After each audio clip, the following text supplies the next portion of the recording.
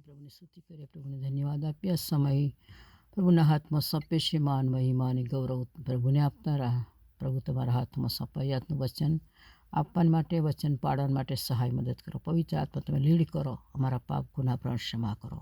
ધન્યવાદ પિતા પુત્ર પવિત્ર આત્મા પરમેશ્વર. ધન્યવાદ. પ્રાર્થના પ્રભુ ઈસુના નામમાં, આમેન.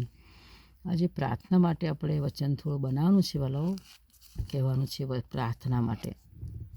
પ્રાર્થનાને માટે એક વચન છે કે પહેલું વચન છે કે પણ યજ્ઞ કરતાં હું દયા ચાહું છું. એનો શું અર્થ છે તે જઈને શીખો, કેમ કે ન્યાયોને નહીં પણ પાપીઓને તેડવા હું આવ્યો છું. જોયું, પ્રભુ કહે છે કે ન્યાયીઓ. હવે ન્યાયીઓ પોતાની જે ન્યાય કહેવડાવે છે લોકની સુવાર્તામાં આપણે જોઈશું. લોકની સુવાર્તા અને એમાં આપણે 18મો અધ્યાય અને 9મી કલમમાં છે ન્યાય વિશે લખવામાં આવી છે. વાલાઓ હાલેલુયા. એ લખ્યું છે કેટલાક પોતાના વિશે અભિમાન રાખતા હતા કે અમે ન્યાયી છે અને બીજાઓને તુચ્છ કાઢતા હતા. આજે આ સમયમાં પણ એવું છે, પોતે બહુ ન્યાયી સમજતા હોય પણ બીજાને તુચ્છ કાઢતા હોય. વાલાઓ એટલે અહીંયા આગળ વચન આપણે વાંચ્યું લુક 18 અને 9મી કલમ. પ્રભુ કે ન્યાય નહીં, પોતાના ન્યાય જે કહેવડાવે છે કે હું બરાબર છું, ન્યાયી છું, એ નહીં વાલાઓ. પ્રભુની આગળ ન્યાયી ગણાય છે. નમ્ર દિન બની પ્રભુની પાછળ ચાલીએ છીએ, એને ન્યાય કહેવામાં આવે છે. આત્મામાં કપટ નથી રાખતા, એને ન્યાય કહેવામાં આવે છે. વાલાઓ પ્રભુના આપણે આભાર માનીએ. એટલે કે છે કે હું પ્રભુ તો પાપીઓને બોલવા માટે, ન્યાયીઓને પોતાની ન્યાય ગણતા અમે નહીં, પણ કે હું પાપીઓને બોલવા માટે આવ્યો છું. હવે એમાં પાપીઓની વાત કરીએ તો આપણે ફરી વચન 5મા અધ્યાયમાં આવીશું, યોહાન 5માં, અને એમાં વચન વાંચીશું આપણે. હાલેલુયા. એ લખ્યું છે 5મા અધ્યાયની કલમ છે 14મી કલમ. પછી મંદિરમાં તેને મળીને ઈસુએ કહ્યું કે જો તું સાજો થયો છે, હવેથી પાપ ન કર, રખીને તારા પર વિશેષ વિપત્તિ આવી પડે. કે જ્યારે સાજો તું થયો છે, જ્યારે આપણે આત્મામાં સાજા થયા છે તો પાપ છોડી દેવા લાવો. પાપ બહુ ભયંકર બાબત છે. સ્વભાવ, ખોટો સ્વભાવ હોય તો ભયંકર બાબત છે. એટલે એ પાપ આપણે છોડી દઈએ. એ પાપ બળગીરેનો પાપ. હવે હિબ્રુના પત્રમાં આપણે જોઈએ છીએ, એના અનુસંધાનમાં આપણે થોડીક જોઈ લઈએ તો એના વચનમાં નથી આવતું, પણ અહીંયા આગળ હિબ્રુના પત્રમાં લખ્યું છે કે બળગીરેનો પાપ નાખી દઈએ. હાલેલુયા. હિબ્રુમાં છે કે જોઈ લઈશ, પ્રેઝ ધ લોર્ડ.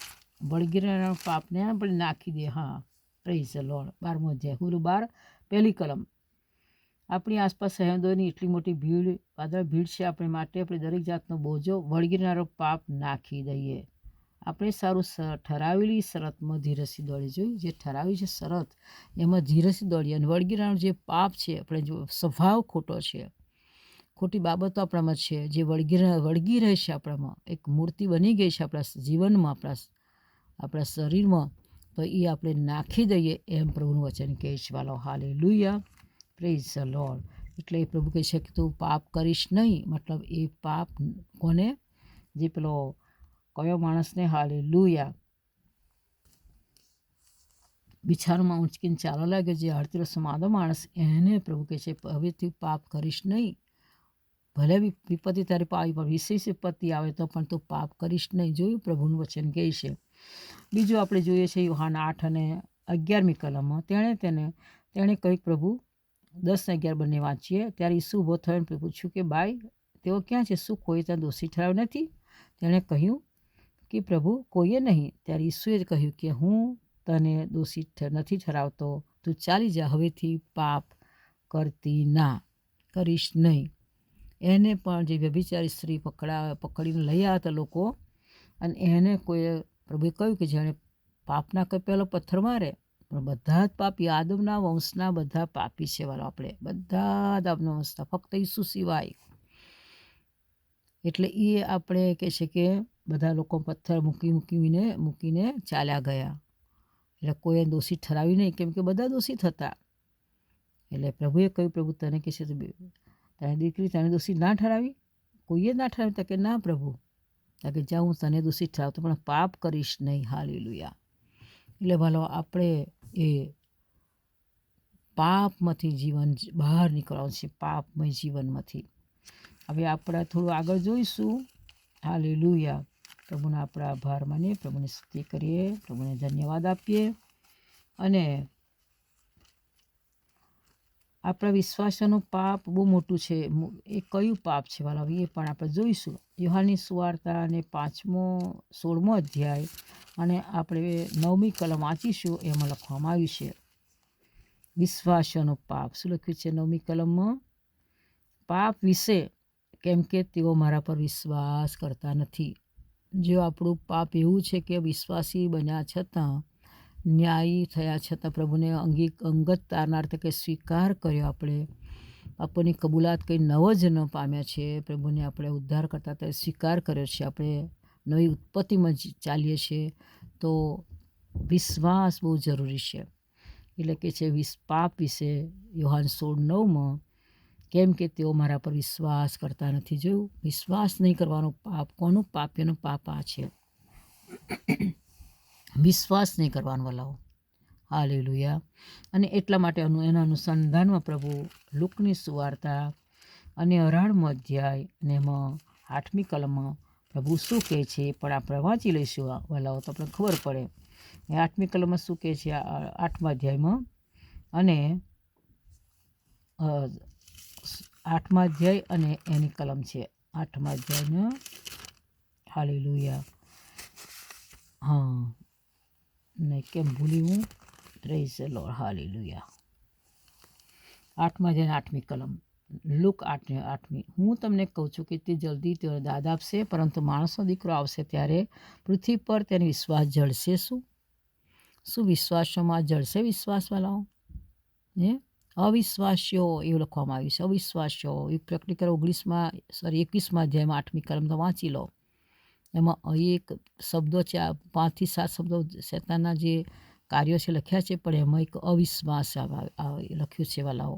તો જો આપણે અવિશ્વાસ કરીએ છીએ, આપણે ઉછળતા મોજા જેવા છે. યાકૂબના પત્ર 1 અધ્યાય 6 થી 8 કલમ તો વાંચો, લખ્યું છે જે વિશ્વાસ નથી કરતા એ ઉછળતા સંદેહ લાવે છે. કોણ છે? ઉછળતા દરિયાના મોજા જેવા છે. તો આજે આપણે પછી આપણે માથીનું લખવામાં આવ્યું છે કે અલ્પ વિશ્વાસી, જ્યારે તોફાન આવ્યું, સાગરમાં તોફાન આવીને શિષ્યો ત્યારે હોળીમાં બેઠા હતા, પ્રભુ કે છે નીચે જઈને સૂઈ ગયો, ત્યારે જ્યારે તોફાન વધારે આવ્યું ત્યારે શિષ્યો ડરી ગયા અને પ્રભુને કે પ્રભુ તું ઉઠ કે છે, અમને એને શાંત કર કે અમે બધા નાશમાં જઈ રહ્યા છે, મરી રહ્યા છે. પ્રભુ કે અલ્પ વિશ્વાસ. પ્રભુ કહે છે પ્રભુ અલ્પ વિશ્વાસનો તમને ખબર નથી? અલ્પ વિશ્વાસનો એ પણ આપણે જોઈએ છે. જો એ માથીની સુવાર્તામાં એ લખવામાં આવ્યું છે. ભલો એ અધ્યાયમાં છે, હવે જોઈ લઉં. હાલેલુયા. Praise the lord.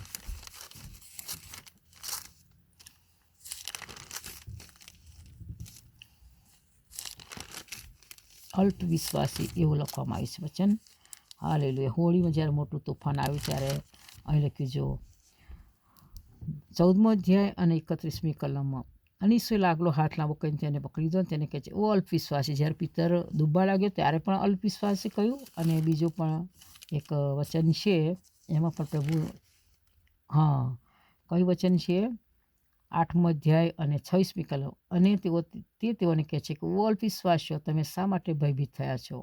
ત્યારે ઉઠીને પૌલને સમુદ્રને ધમકાઈને મહા શાંતિ થઈ. જોયું, એમાં પણ અલ્પ વિશ્વાસી. પિત્તર જ્યારે ડૂબવા લાગે ત્યારે પણ પ્રભુ કહે મને બચાવો, ત્યારે પણ પ્રભુ શું કહે? અલ્પ વિશ્વાસી. એવા આપણે અલ્પ વિશ્વાસી ન રહીએ, વિશ્વાસી બને. અવિશ્વાસી લોકોનો પાપ ન્યાય જે બન્યા છે, પ્રભુને જેના ઉલ્લંઘનો માફ થાય, પાપ ઢંકાઈ ગયા છે, એ વિશ્વાસી બને છે. એમનું પાપ કયું છે? અવિશ્વાસ, અલ્પ વિશ્વાસ, અડધો વિશ્વાસ. એવું પણ આપણે ના હોવું જોઈએ વાલા. Praise the lord. પ્રભુનો આભાર માનીએ, પ્રભુની સ્તુતિ કરીએ. એટલે આપણે પાપ ન કરીએ. આપણે પ્રભુમાં આવ્યા પછી ગુસ્સાનું પાપ પણ બહુ મોટું ભયંકર પાપ છે, એ પણ પાપ ન કરીએ. અદેખાઈ ઈર્ષાનો પાપ બહુ ભયંકર પાપ છે, એ પણ પાપ ન કરે. કોઈ પણ ટાઈપનો આપણે જીવનમાં પાપ ના રહે. આત્મામાં કપટ નહીં હોય તેને ધન્ય છે વાલો લખ્યું છે. ગીસાસ 32 અને 1-2 કલમ તમે વાંચો, એમાં લખવામાં આવ્યું છે. પછી માથી 3માં જ્યારે યુહાન બાપ્તિસ્તની શરૂઆત કરી પોતાની મિનિસ્ટ્રીની, પ્રભુનો પુકાર જ્યારે એણે પુકારનારી વાણી કહેવા લાગ્યો, ત્યારે પણ શું લખ્યું? બીજી કલમ, પસ્તાવો કરો, આકાશ રાજ્ય પાસે આવ્યું છે. પ્રભુ ઈસુ મિનિસ્ટ્રી ચાલુ કરી ત્યારે યુહાન માથીની સુવાર્તા 4 અને 17 લખ્યું, પસ્તાવો કરો, આકાશ રાજ્ય પાસે આવ્યું છે. પછી પિત્તરે પણ જ્યારે વહેલી સવારે પવિત્ર આત્મા રેડાઈ ગયો ત્યારે પણ પિત્તરે પણ ઉદ્બોધન કર્યું, બોધ આપ્યો. પુત્તરે પણ પ્રયત્ન કૃત્ય 38માં પસ્તાવો કરો, તમારામાં દરેક બાપ્તિસ્મા લો, તમારું પાપનું નિવારણ થાય, તમને પવિત્ર આત્માનું દાન મળશે, એ વચન લખ્યું છે વાલાઓ. તો ખરેખર પ્રભુ આપણે પસ્તાવો કર્યો છે, પાપથી પાછા ફર્યા છે, આપણે પ્રભુમાં આવી ગયા છે, ન્યાયીઓ બની ગયા છે, વિશ્વાસી બની ગયા છે. અવિશ્વાસનો પાપ વિશ્વાસી તરીકે ના કરીએ અને બીજું કોઈ પણ પાપ આપણા જીવનમાં ના આવે એની માટે આપણે બી કેરફુલ, ધ્યાન રાખીને પ્રભુના પાછળ પૂરા હૃદયથી ચાલીએ, પ્રભુને પૂરો પ્રેમ કરીશું, પ્રભુનો ભય રાખીશું, એના વિશ્વાસમાં રહીશું, એની આજ્ઞાઓ પાડીશું, તો આપણે ખરેખર એ પાપમાં જીવન નહીં જીવી શકીએ. વચન દ્વારા પ્રભુ તમને સર્વને આશીર્વાદ આપે. God bless you. મારા નાથા.